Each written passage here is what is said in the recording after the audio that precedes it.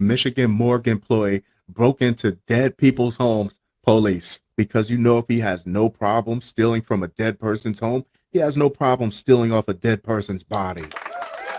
Ew. Always on time, dead man's watch. Dressed to the nines, dead man's Jordans.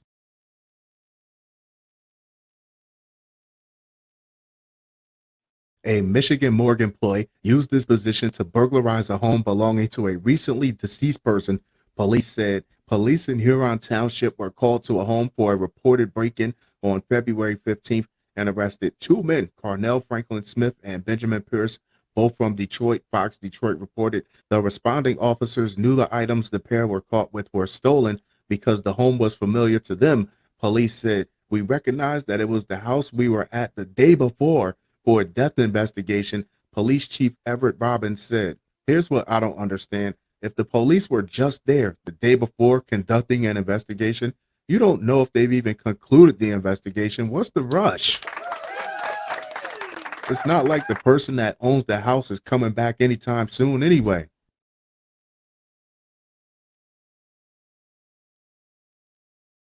The day before, on Valentine's Day, officers were at the home in the Huron Estates mobile home park for a natural cause death.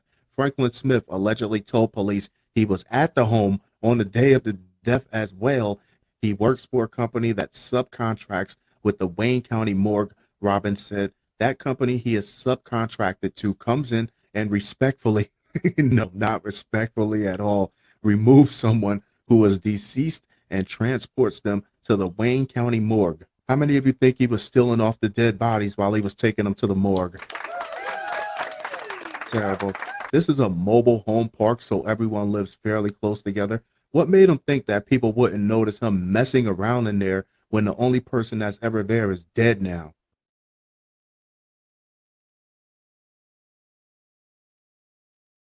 What more crime of opportunity to be able to have access to a home, know the resident is deceased, interview and talk to the family, and ultimately be able to scope out inside the residence? These people are scumbags to see what you want to come and take the next day, he said. What type of disgusting human being does someone have to be to look a grieving family member in the face and at the same time look to steal something that they might want to keep as a memento, as a memory of their loved one? Steal the coins for the ferryman right off of a dead man's eyes.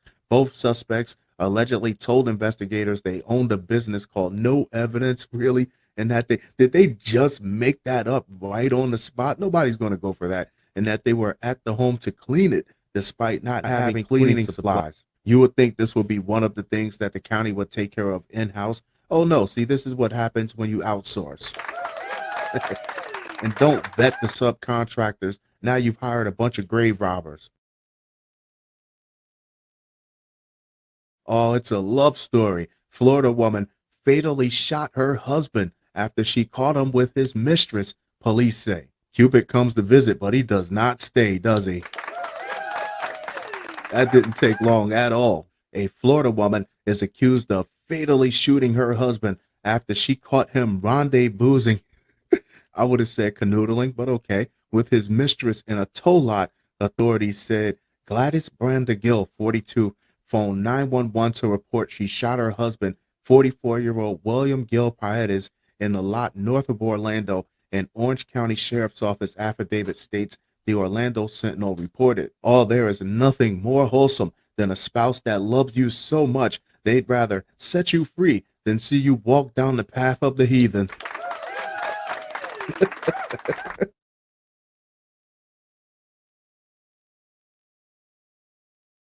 Gil Paredes was pronounced dead at the scene. In a police interview, Branda Gill allegedly explained to investigators that her husband had been cheating on her, and when he failed to return home from work, she went to the lot. He could have been hurt somewhere, anything, where she said she discovered him with his mistress. Oh, then there's that. The affidavit states Branda Gill told detectives her husband drove away from the lot but came back and insisted that it was not what it appeared to be, according to the document. If only he knew what was in store for him, he would have kept on driving. No, but in these cases, you can't put too much in what one person is saying because the other side of the story is dead. Brenda Gill said she and her husband then had a 3-hour conversation. He's really trying to make it work, but claimed he became enraged when she confronted him about her belief the mistress had been cashing his paychecks. The affidavit states, oh no, I think it's safe to say that cheating alone would be a deal breaker, but to find out this guy is cheating and giving the other girl money, that gotta be a Kill Bill moment. Your cheating ass been giving this woman money, and meanwhile I ain't had my hair did, nails did, nothing getting did. As the couple's argument escalated, Brenda Gill alleged Gil Paredes smashed her head into the cinder block wall and then held a gun to her neck and threatened her, but he backed off when she began to cry. Sheesh. The affidavit states Brenda Gill allegedly confessed she went to her vehicle and after 20 minutes exited with a handgun and shot her husband multiple times. That's premeditated murder. Whenever you're in an escalated situation and you have a chance to get away, or get away and contact the authorities in any case, but instead you return for some form of retaliation, it's going to be premeditated now. After the deadly incident, the affidavit states Brenda Gill drove to the home she and the victim shared, apologized to their children, and gave cashier's checks worth $16,000 to her daughter, and then returned to the scene of the crime. It seems like she was calm and back in control almost immediately after shooting this guy. So what has me curious, the question is, did it have to go down like this? Did she come prepared to shoot this guy? Or was it the straw that broke the camel's back? Like, you've been cheating on me, you've been giving this woman money, now you allegedly put your hands on me too? Now that's too much. What do you think? Guilty. Psychic coach young wife into stealing $1 million from aging husband. Have we learned nothing from Miss Cleo? You don't have to be a psychic to see a sucker in your future. J.C. Wasso, 25, was convicted Friday for helping Lynn Helena Halfon, 29, cheat Florida businessman Richard Rappaport, 80, out of his money. They could have just waited him out. Though acquitted of 4 counts of theft, she was found guilty of organized fraud, conspiracy to commit grand theft of property, structuring transactions to evade reporting requirements, and 6 other counts of theft. And I do believe there are some people out there that are capable of extraordinary things, but no, not her. Nope. Apparently, the tea leaves didn't tell her she was going to prison. Halfon met Wasso when living and working in Massachusetts, prosecutor said. Authorities said that Wasso, a self-professed psychic, that's a red flag for me. I'll tell you why in a second, exhibited considerable control over her, asserting that she could feel darkness from Halfon and that a curse was going through generations of the woman's family. If someone was to tell me they were psychic, I would be respectfully skeptical. I might even just leave them alone, because if a person is really experiencing psychic phenomena, they would be reluctant to tell anyone. They would be very selective of who they let know for fear of being called crazy or being an outcast.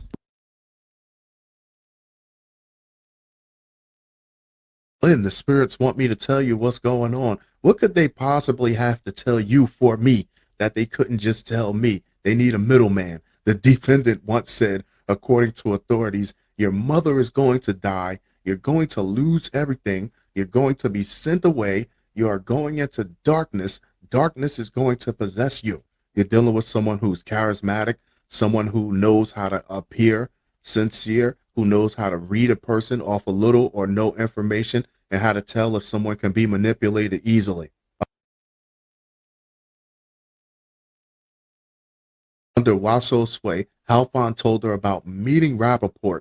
With Wasso's encouragement, she married him. That's a hell of a jump. Psychic or not, I don't care what you say. I'm not marrying an 80-year-old person just because you told me to. Lynn, give it your all. Wasso said in August 2018, act like he is your soulmate. We should be so lucky that she didn't puppeteer this woman into killing that man, because she could have took it there. She had her.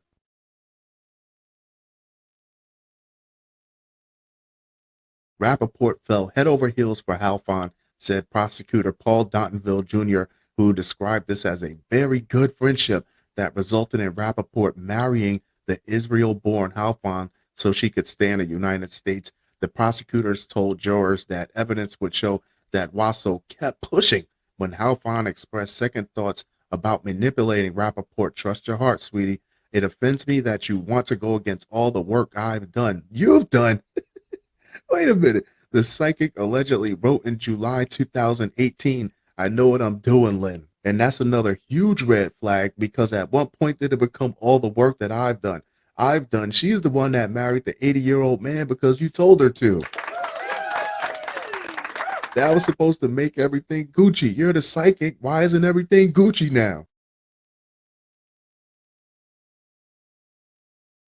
From December 2018, when Wasso threatened to stop working, prosecutors said, Halfon, no, I don't want you to do that. Wasso, watch what happens when I stop. Halfon, the work comes first. The work? What work? It all came crashing down after Halfon successfully attempted to process a $1 million cashier's check at an Amscot in Tampa, Florida, but suspicious employees refused to take it because it was in Rappaport's name and he was not there. I guess her crystal ball didn't tell her they should have used Cash App.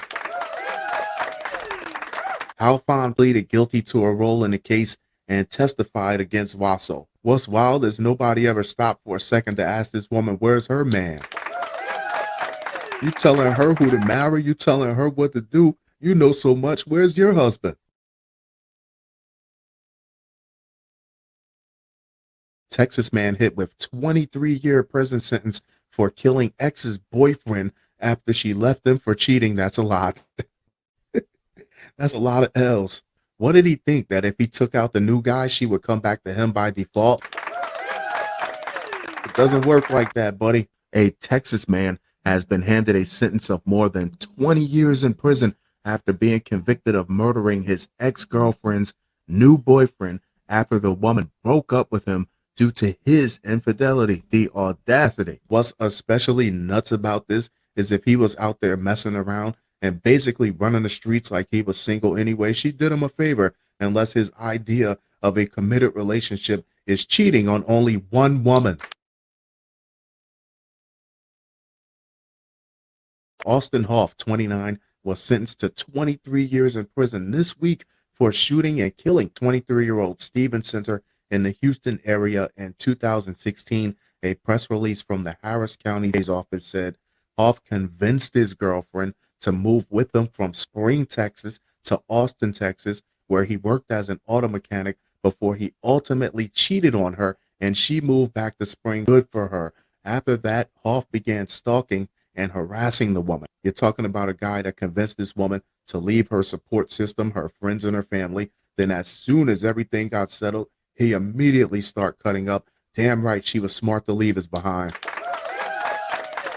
That's the very beginning of manipulative and abusive behavior, and who knows, there might have been a bullet waiting for her down the line. You see this guy and he got a nerve to be out there cheating on women? He should have took that very lucky one card that he was dealt and held on to it for dear life. On September 5th, 2016, my birthday, he murdered someone on my birthday. Hoff was waiting outside the home of his ex-girlfriend when she came home accompanied by Center, her new boyfriend. Hoff attempted to push his way inside the home while Center tried to stop him. After a struggle ensued, Hoff shot Center in the chest and killed him. Because we already know he was stalking and harassing her prior to this, the question is, what was he doing with the gun outside of her residence? Me personally, I think he came for her, but her boyfriend was there and he wasn't expecting someone to be along with her. Hoff took off his shirt and fled back to Austin, Texas, before eventually returning after being convinced by his father. His father probably told him to man up and face up to the stupid thing that he's done. When he returned, police found the shirt and the gun in his car, and both were covered in Center's blood. The press release stated that the 23-year sentence was made apparently as a tribute to the age Center was when he was killed. That young man quite possibly saved that woman's life because had Hoff caught her alone, he would have killed her, no doubt. It's just messed up he didn't make it through.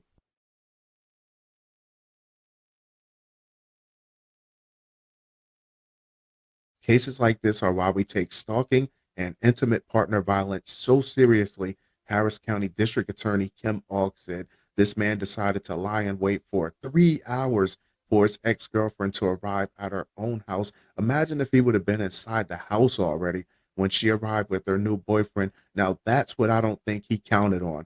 He attempted to force himself into the home, ultimately shooting and killing the new boyfriend. Waiting outside someone's home for 3 hours means you clearly had something sinister planned. Do you think he should have got more than 23 years, despite that being the sentence tributed to the young man's life that he took? Let me know.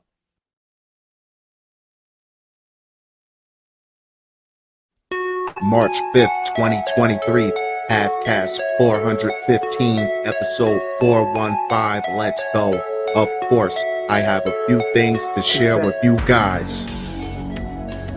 An evening of reflection. Shall we?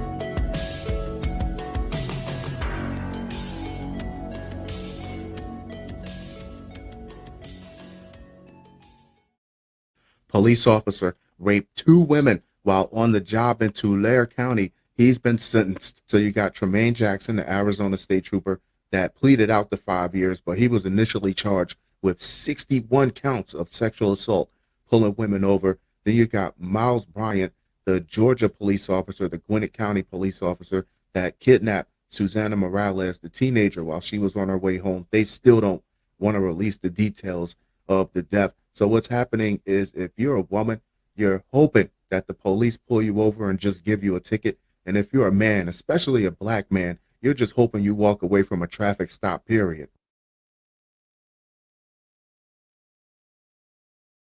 A Tulare County police officer was sentenced Tuesday for a series of rapes he did while on duty, including one in uniform, prosecutors said. Right there, right off the bat, that tells you he has absolutely no respect for the badge or for his fellow police officers, that when they put that uniform on, they really want to go out there and make a change in the community. Oscar Robles, 30, raped 2 different victims between April 2017 and January 2018, threatening to use his official powers as a Woodlake officer to arrest them if they did not submit to the sexual assault, the Tulare County District Attorney's Office said. Not even thinking about protecting anyone or fighting any crime, just riding around with a hard on and a badge all day.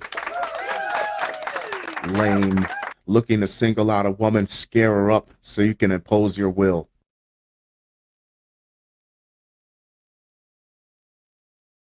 He was sentenced to 10 years and 8 months in prison on Tuesday. If you think you're lonely now, prosecutors said the DA filed 12 felony counts in 2018 against Robles, accusing him of sexual assault of 2 victims while under color of authority and witness intimidation, dissuading a witness, false imprisonment, and assault by a peace officer. Just like Tremaine Jackson, who was initially charged with 61 counts of sexual assault. These people don't stop at 1. They don't stop at 2. It's a power trip. They don't stop until they get caught. It's quite possible this guy has way more than 2 victims. These were just the only 2 ladies that came forward.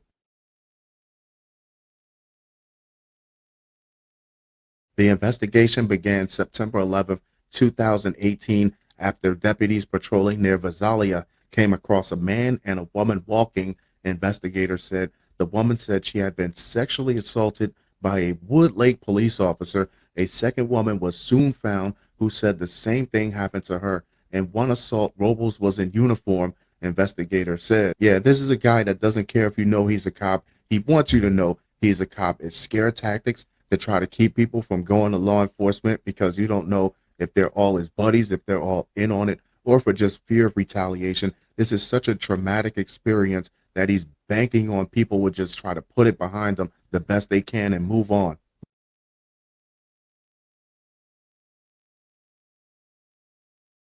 Robles in 2017 was involved in an officer-involved shooting in Woodlake that left the man paralyzed. This guy's a problem. It's no secret that police precincts all across the country have been forced to lower the bar with recruiting due to police reform, police retiring, or cops just flat out catching criminal charges, but allowing people like him in your ranks ain't it.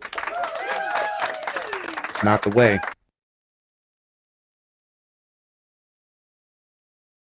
Utah woman started apartment complex fire to burn away the negative energy and pain in her life. Police, I'd like to solve the puzzle. You are the problem. Thinking like that, most women just get a haircut and a spa day and boom, they're good. Not old Matches McGillicuddy over here. Everything must go. A Utah woman was charged with arson after she tried to burn away the negative energy and pain in her life by setting her apartment complex on fire. Police said around 3 a.m. on March 5th, officers were investigating a fire at the building in Sandy when 37-year-old Crystal Nicole Moss approached them. KUTV TV reported. This is a very selfish thing to do because what about that neighbor that finally put their life together and you end up burning their apartment down because your life is falling apart? Be an adult. Go to therapy. Moss told officers she was the person responsible for starting the fire that left residents displaced and police detained her. According to authorities, officers and fire personnel spoke with Moss, who admitted to using a lighter to ignite a tree of life that she then placed inside a cauldron near her bedroom closet. This is all wrong, officials said. Who's using a cauldron in 2023? What is this, Macbeth? Grow up and get yourself a crock pot. Moss allegedly said it was difficult to ignite the tree of life, so she poured a bottle of alcohol on it to speed up the process. What? According to police reports, she claimed to want to get rid of the negativity, sadness, and pain in her life when she lit the fire and wanted to burn the universe, but didn't want to hurt anyone. Officers said, should I tell y'all, people burn trees every day to get rid of negativity and pain in their life. It's called marijuana. Fits right in the palm of your hand. You don't even need a cauldron. Police asked Moss if she tried to warn any neighbors of her plans before setting the fire, and she said she did not. According to authorities, somebody could have died after allegedly sparking the blaze. Police reports state Moss attempted to bang on the garage door of a nearby fire department but didn't receive any response. Moss was arrested and charged with 1 count of arson and booked into the Salt Lake County Jail. There's a saying that's always stuck with me. It's been with me for a very long time. It's wherever you go, you take you with you. So if you're your own problem, there's nothing that you can burn down. There's nowhere you can move until you address yourself. Also, only you can prevent forest fires. And next time, try yoga.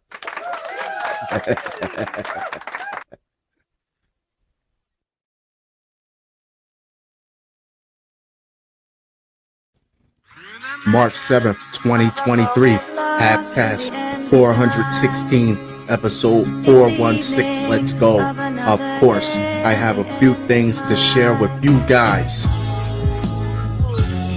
An evening of reflection. Shall we?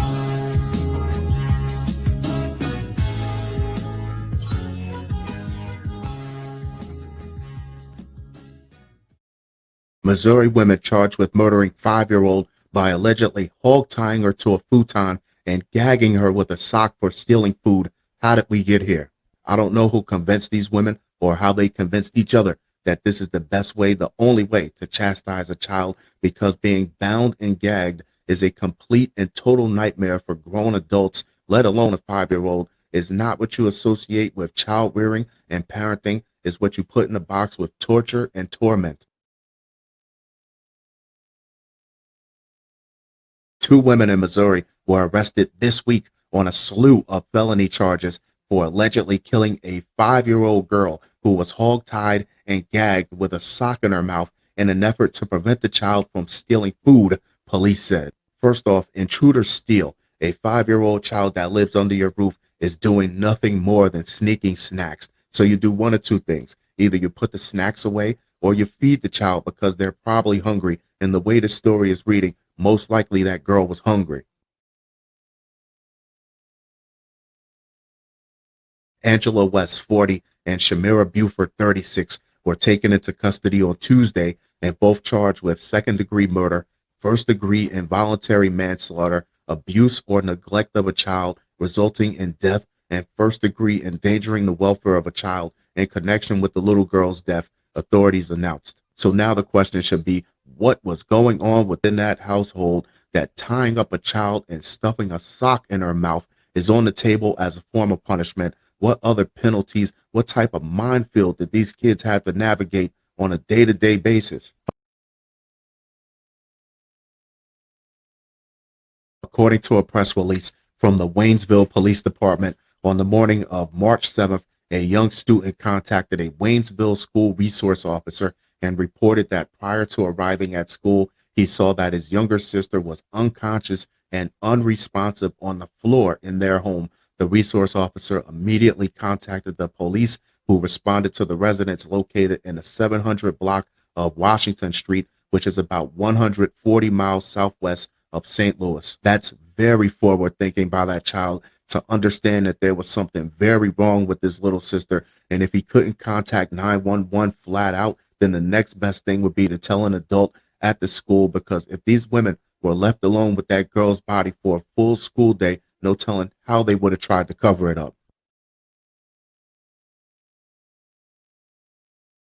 Upon arriving at the home, first responders say they made contact with another one of the reporting child siblings. The second child answered the door and stated that her younger sibling was deceased inside the residence. This is a house full of kids that have to witness this. Officers made entry and confirmed that one person, a 5-year-old female, was unconscious and unresponsive, the release states. After the Waynesville officers secured the area, the victim was pronounced deceased on the scene by Pulaski County Coroner Roger Graves. So the difference between first-degree murder and second-degree murder: first-degree murder means that you flat out intended to kill someone. Second-degree murder means that they died as a result of what you did. This might be the worst case of second-degree murder that I've ever heard, because they hog-tied this little girl and stuffed the sock in her mouth and walked away from her. Nobody checked on her. They just left her to die.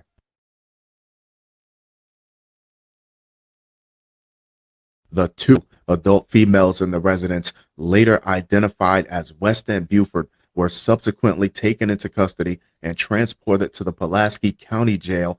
County Circuit Judge Colin Long ordered both of the defendants to be held without bond pending additional proceedings. According to the report, West and Buford were both asleep when police arrived at their home around 8:50 a.m., and the child who answered the door told the officers that their younger sibling had choked. It was reportedly Buford who then found the child's body covered by a blanket in the living room. You know what's nasty about this is that with two adults in the household, they both had to be on board with this. Not one of them said, hell no, you're not going to do this to that child. They both went to sleep when the cops came. They were still in bed, not a care in the world.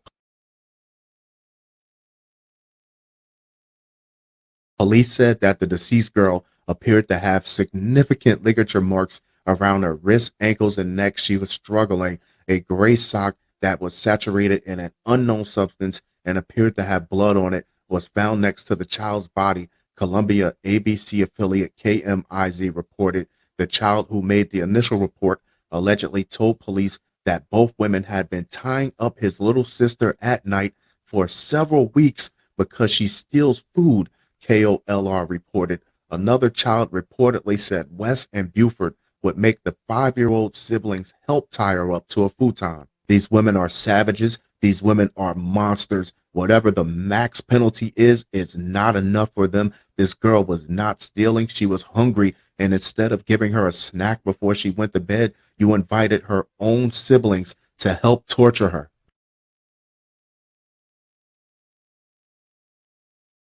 According to KOLR, Buford admitted to police that she and West would tie up the 5-year-old because she continued to steal food. So putting the food away or just giving her something to eat before she went to bed, that did not cross their minds. This is what they came up with.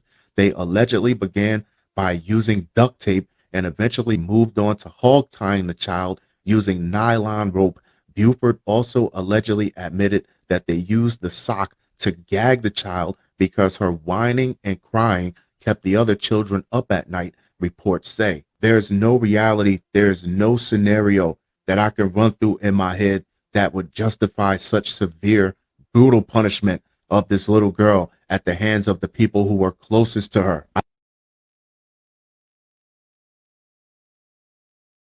Elementary school employee fired after allegedly caught drinking alcohol in the classroom. If I can't drink in class, how the hell am I going to teach?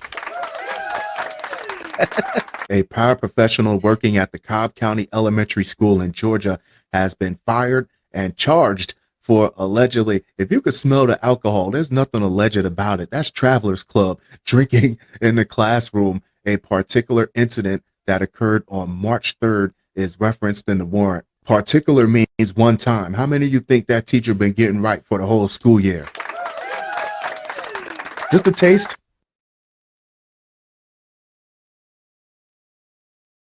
Jean Borkin was named Employee of the Year in 2020. Now you know why. However, she is now being accused of having a reusable plastic with a lid and straw full of alcohol in a Davis Elementary School classroom, according to WSB-TV. The school's principal, Kristen Epscorn, and the campus police officer, somebody dimed her out, were both listed as witnesses for the state on the warrant. You're dealing with a culture of children that's looking to try your patience so they can get your response on TikTok. And you mean to tell me you teachers aren't microdosing mushrooms, taking edibles, or having a sip between classes?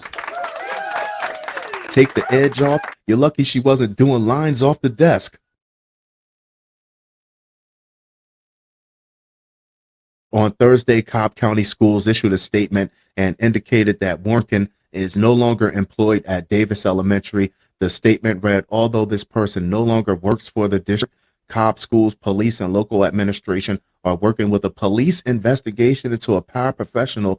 We expect all employees to support students as professionals and uphold district policy. Wait a minute. Although she was wrong bringing alcohol into the classroom, I don't blame her, but she was wrong. I don't think this was a case where she might have been offering alcohol to the students. We would have been known already. So what's more to investigate? She might never teach again. That's that. They just sent an email saying there was an investigation going on, but didn't mention exactly what it was. Parent Deborah Kaufman told Channel 2's Michelle Newell, it's obviously concerning. She's probably not doing a great job with the class. She was probably doing an excellent job unless she's an angry drunk. Until someone dimed her out, let her cook.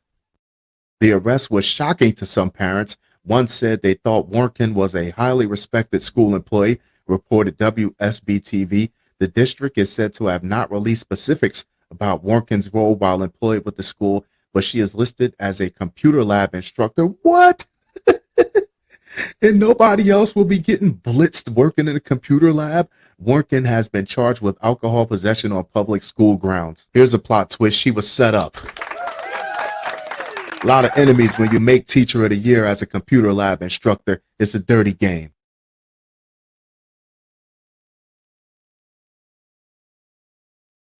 Seven-months pregnant woman shot dead in Chicago after allegedly attempting to rob drug dealers. This is sad. It's very tragic because neither the young lady nor her baby ended up surviving the shooting. And it's also a reality that we don't always get a chance to live and learn through the bad decisions that we make. We don't always get a chance to survive through our bad choices and mistakes. Not all of us get that opportunity. A woman who was 7 months pregnant was shot and killed after her botched robbery attempt sparked a gunfight during a drug deal in Chicago. Authorities said Genesis Escobar was shot multiple times on Monday afternoon in a residential area on the northwest side of the city. CBS News reported Escobar, 21, had entered a vehicle around 1 p.m. local time and announced a robbery, the Chicago Police Department said in a statement. The brutal honesty of this is when someone is living a particular type of lifestyle, nobody's going to check to see if they're pregnant. All they're looking to do is protect themselves to live another day and make sure nobody is going to take what they have. They threw a bunch of money on top of her, Iris Alvarez told the outlet. Most likely the money was meant to be a statement as a way to try and deter anyone from trying the same thing. Ultimately, they used this woman as a very violent example of what can happen while her coward boyfriend scampered off. Florida victim sucker punch man who retaliated by fatally bashing in his head with a chunk of sidewalk. That sounds about room temperature for Florida. It's chestnut checkers, baby.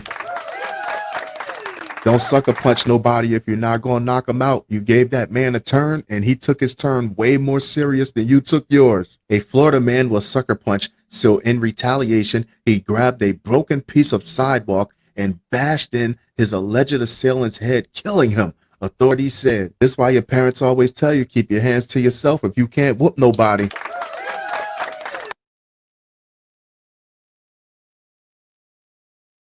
According to Miami police, two witnesses saw Albert William Bethea, 58, get struck in the neck. The neck did nothing but make him angry. Around 6 p.m. on January 25th, WPLG reported in retaliation for the blow, the very misguided, poorly thrown blow, Bethea ran toward the sidewalk, picked up a broken piece of the pavement, and threw it at the man who struck him, hitting him in the head, police said. He ain't even give that man a chance to say, "I'm sorry, I was just playing." He didn't think this through or move out the way.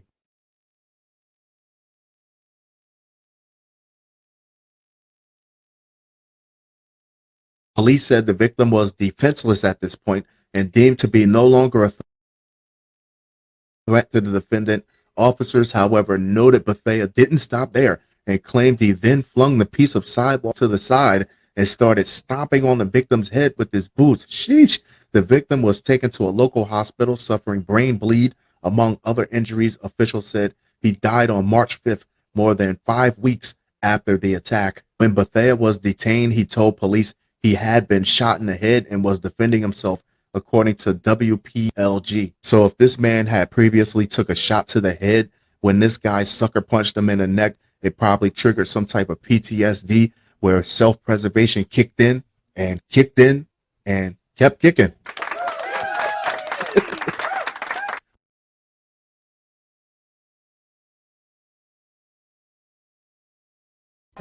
March 10th, 2023, Halfcast 417, episode 417. Let's go. Of course, I have a few things to share with you guys. An evening of reflection.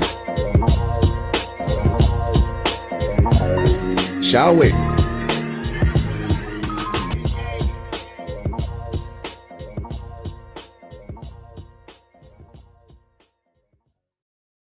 Three stabbed after neighbor flirts with man's wife at family gathering. Texas cops say, "Every night I gotta fight to prove my love."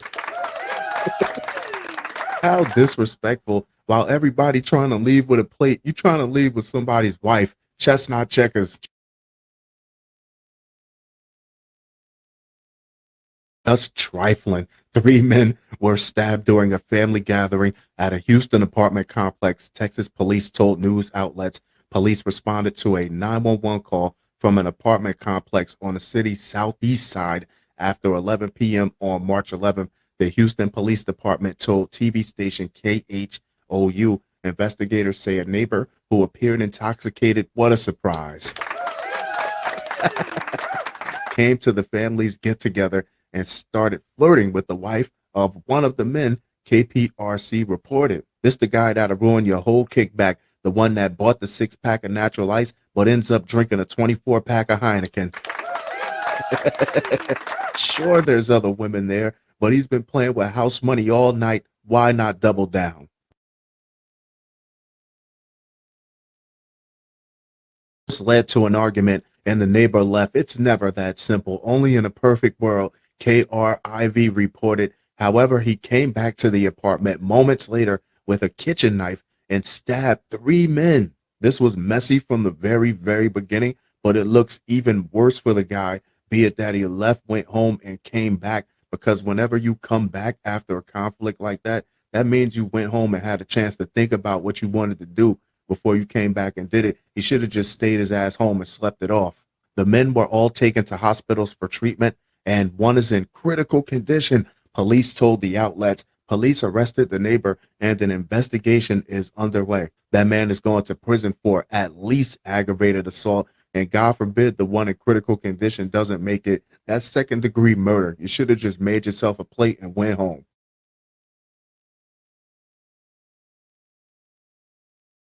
Former Walmart manager arrested after leaving the store with $135,000 in shopping bag, police say. While they worried about people eating grapes out the bag and self-checkout, this woman walked out with her retirement plan in one shift. Chestnut Checkers, a former Walmart manager in Northern Illinois, is in police custody months after reportedly walking out of the store with over $100,000 months ago, officials said. I think a whole $135,000 in one sitting is a little bit too obvious, but at this point, what do you do? Do you get caught taking $20,000, $3,000 at a time, or do you go big or go home and just take the chance of getting the whole lump sum? Melissa Vanderwall, a 47-year-old former night manager for a Walmart store in Joliet, located about 45 miles southwest of Chicago, is accused of emptying $135,988 into a shopping bag and leaving the store on November 27th. She turned herself, that was an early Christmas. She turned herself into the Joliet Police Department on Monday for her alleged crimes, Chicago's WGN9 reported. Even though it seems like it wasn't a very well thought out plan, this was still a hell of a gutsy play, be it that the state of brick and mortar Walmart stores is hazy at best. It's either you take a risk or you take a risk, you strike out swinging or you strike out looking. The alleged theft was caught on surveillance footage, and that's what she forgot, that Walmart probably has a camera in every nook and cranny that the law will allow them to have one, and resulted in a warrant being issued for Vanderwall's arrest. Officials say the money came from cash recyclers that are typically used to restock cash registers. I'm supposing that means, and please correct me if I'm wrong, that she was taken from the money that's used to balance the tills. So if the tills can't be balanced properly, that's almost a telltale sign that the deposit amount isn't right, and in this case, not right by a lot. Vanderwall reportedly ended her shift early. Hey. I bet after filling the shopping bag with cash, according to reports, she's being charged with theft and burglary and was jailed on a $100,000 bond on Tuesday, court records show. According to Patch.com, local police were called to the scene the same day the crime took place, and an arrest warrant was issued just 2 days later. This had to be done on a whim, spur of the moment. I hate working at Walmart and I got all this money in my hands. I'm going to chance it. Detectives were actively investigating this case, and it was believed she had left the area. Joliet police spokeswoman Dwayne English told Patch it's unclear why Vanderwall chose to turn herself into police on Monday morning. When asked about how much of the stolen money his department was able to recover, none of it. English. Please don't tell me she blew all that money, 136 grand. English didn't go into details in effort to protect the prosecutorial integrity of the case. We would like to hope she tucked some cash away to come back to when all this is over, but how many of you think she blew all that money that fast?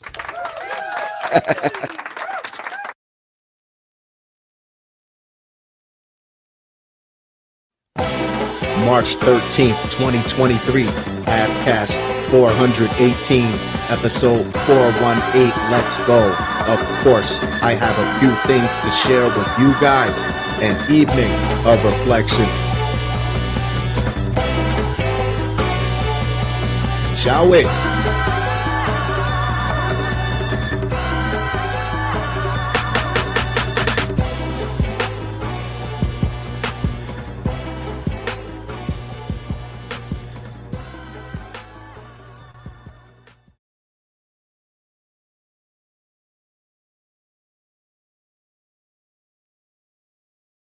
A 25-year-old Stanford University employee allegedly lied about being sexually assaulted by a black man twice on campus, prompting an unnecessary public safety alert. Anyone who falsely accuses someone of rape or sexual assault should get prison time, and the penalty should be stiff.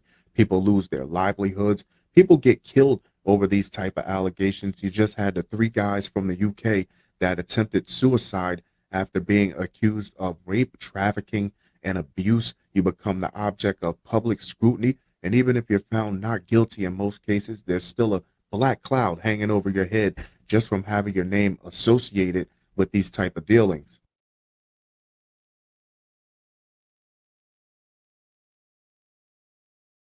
A Stanford University employee was arrested Wednesday for allegedly lying under oath about being sexually assaulted twice by a black man on campus who matched the description of a coworker, authorities said. Right off the bat, as a black man, whenever I hear the term match the description or fit the description, I'm always a little apprehensive. Jennifer Ann Grice, 25, is charged with 2 felony counts of perjury and 2 misdemeanor counts of making a false crime report. There's something to that, and I'll tell you in a second. After prosecutors said she made false reports at hospitals, applied for victims' compensation money, and prompted a public safety alert on campus. How is she only facing misdemeanor charges for falsely reporting a crime that has felony implications? If this guy would have got jammed up, he wouldn't have been facing misdemeanor charges. This is sounding like a slap on the wrist to me. What do you think?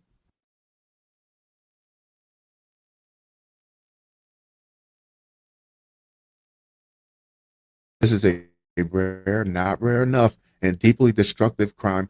Santa Clara County District Attorney Jeff Rosen said in a statement, "Our hearts go out to the falsely accused. Our hearts go out to students who had to look over their shoulders on their way to class. Our hearts go out to legitimate sexual assault victims who wonder if they will be believed. Rape and sexual assault will always be taken seriously as it rightfully should.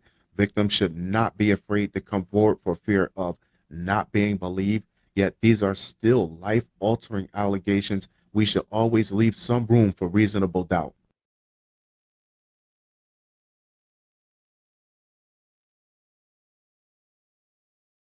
According to the district attorney's office, Grimes first reported an allegedly false sexual assault on August 9th, 2022, when she told forensic nurses at Valley Medical Center in San Jose that she was attacked in the restroom of a campus garage. She described the suspect as a black man in his late 20s.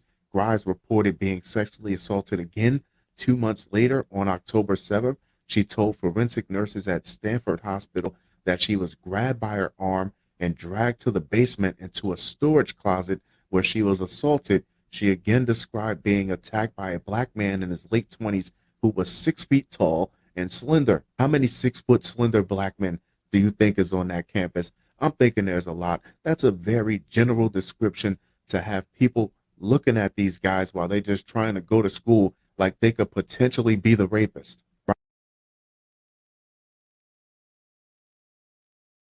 Rice claimed she became pregnant with twins from the alleged assault, but had a miscarriage. Prosecutors said that after both reports, sexual assault examination kits were rushed for priority testing to protect the public from a potential sex offender. But and these are resources, valuable resources that are being squandered because of this. But forensic examinations found the tests were not consistent with what she told nurses had happened and that she was not pregnant, prosecutors said. So not for a second did she think that once these test results come out, everyone's going to know that I'm a liar. Her reports also prompted campus police to issue an alert, resulting in local news coverage and many students saying they felt unsafe. Stanford's Department of Public Safety continued to investigate the sexual assaults and found that Grimes had made a sexual harassment complaint against a coworker. Prosecutors said the man's appearance fit the description of her alleged attacker. And you can imagine that with the mounting pressure on law enforcement to bring this attacker to justice, they probably thought they had their guy with that coworker. Turns out she just didn't like him. She had an axe to grind. Oh, for all that, they should revisit that sexual harassment claim and take a closer look.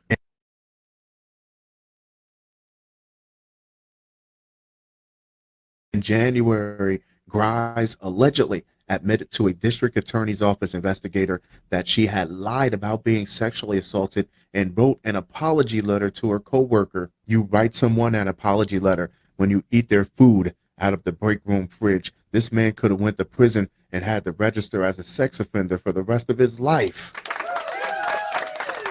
And that's all he gets is an apology letter? In a statement, Stanford leaders said they will be reviewing Grice's employment. She should be done. She had the whole campus living in fear unnecessarily, and she has been placed on a leave of absence. According to LinkedIn, she is a supervisor in a university's housing service center. According to the National Registry of Exonerations, black people are almost 8 times more likely than white people to be falsely convicted of sexual assault. Me personally, I think had there not been that definitive medical evidence that goes against everything she claimed, she would have held her end of the story and this guy would have ended up going to jail. And that statistic would have rang true one more time.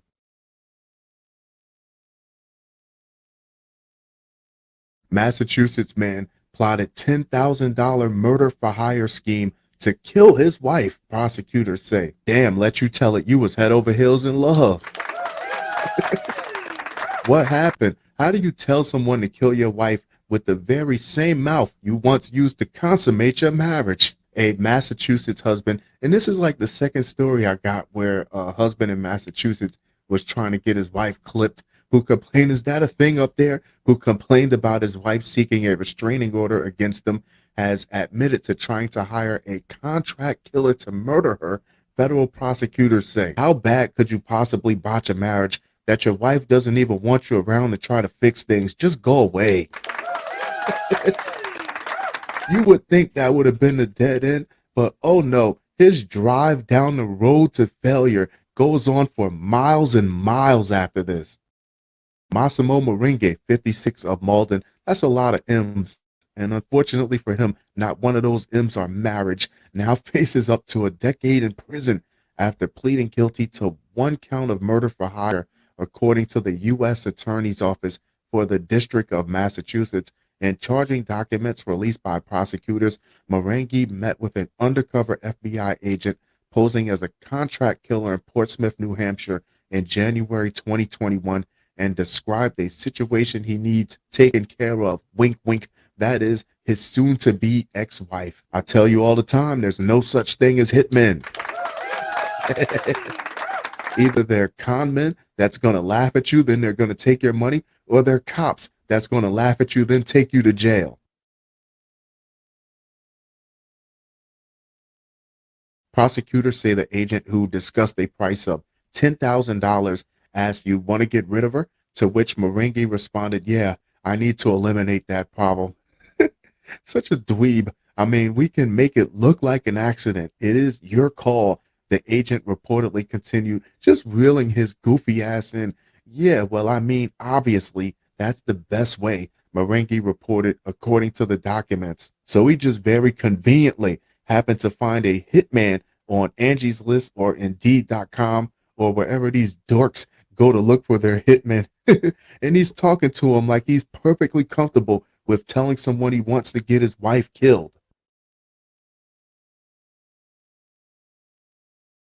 The attorney's office said it started investigating the case on New Year's Day 2021 when an individual reported to law enforcement that Moringi had complained about his wife seeking a restraining order against him and that Moringi asked the individual for assistance in killing his wife. At the direction of federal agents, the individual introduced Moringi to an undercover agent who posed as a contract killer. The office said in a statement, adding that Moringi provided the undercover agent with a photograph of his wife's residence and explained how to evade detection by cameras while approaching the residence. See, this is why she don't want to be around you in the first place. You blow everything out of proportion. You're supposed to take that time alone, do a little bit of self-reflecting, come back and fix your marriage. But no, you want to jump to the final scene and roll the credits. On January 29th, 2021, Moringi again met with the undercover agent and discussed moving forward with the killing of his wife. He could have backed out of this. He had a chance to back out of this, and he would have been okay today. Moringi provided $1,500 cash as a deposit for the murder and explained that the sooner the demolition job takes days, the sooner he will be able to pay the balance owed, the attorney's office also said. He really called it a demolition job, like he was trying to be discreet. Anytime you tell a complete total stranger that you want him to kill your wife for you, you throw discretion out the window, buddy.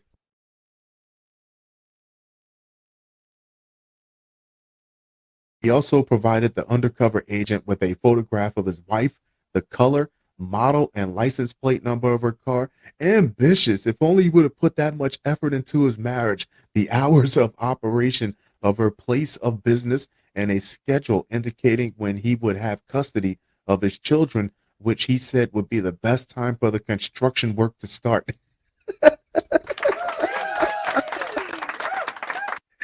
It added, Merengue is set to be sentenced on June 8th. You see how that played out? How he could have just did his restraining order on the streets. Now he's going to be doing demolition time on a different construction site.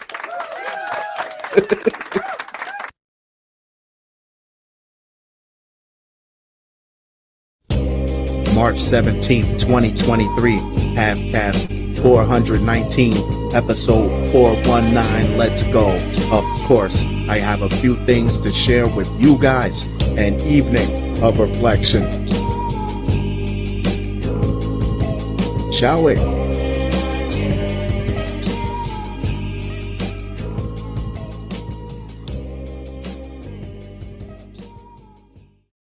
Two charged for kidnapping 3-week-old baby by pretending to be with Child Protective Services. This is a weird time where people are looking to impersonate just about anybody to gain access to your household, to gain access to your information, to gain access to you.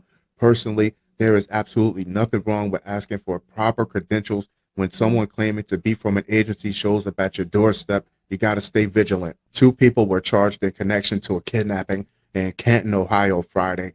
Canton police were first dispatched to the 600 block of Allen Page Drive Southeast at around 10:30 a.m. on reports of kidnapping, a spokesperson for the department stated in a press release. A concerning question is, how did these people know there was a baby at the house? Were they watching? Were they following, which is very disturbing? Or did they have access to some type of personal information, some medical records, which might be even more frightening? As officers responded to the incident, they were informed that a woman wearing a name tag who claimed to work for Child Protective Services took a mother's 3-week-old baby girl. The spokesperson said investigators later confirmed with Child Protective Services that the female suspect was not an employee. The spokesperson continued, Child Protective Services is not going to show up to anyone's home to take someone's children without some form of law enforcement present as an escort. And this is what these people were banking on, to make such an ordeal out of it that it would scare this woman out of asking all the right questions. And it's great that her intuition did kick in and she realized that something wasn't right.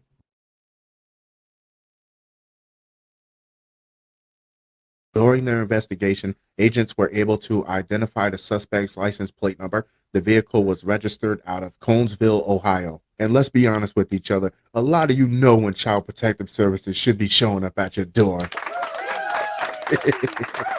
But they are county government employees or state government employees, so they should not be in their own vehicles. That's a telltale sign. They should be driving a car that either has county government tags or state government tags. After a search, they located the suspect vehicle in Coshocton County. The spokesperson said the Coshocton County Sheriff's deputies issued a traffic stop and found the missing baby. The two suspects were taken into custody. This is a very happy ending to what could have been a nightmare of the story, because who knows, maybe an hour or two later, these people probably would have been in the wind and that baby would have never been found.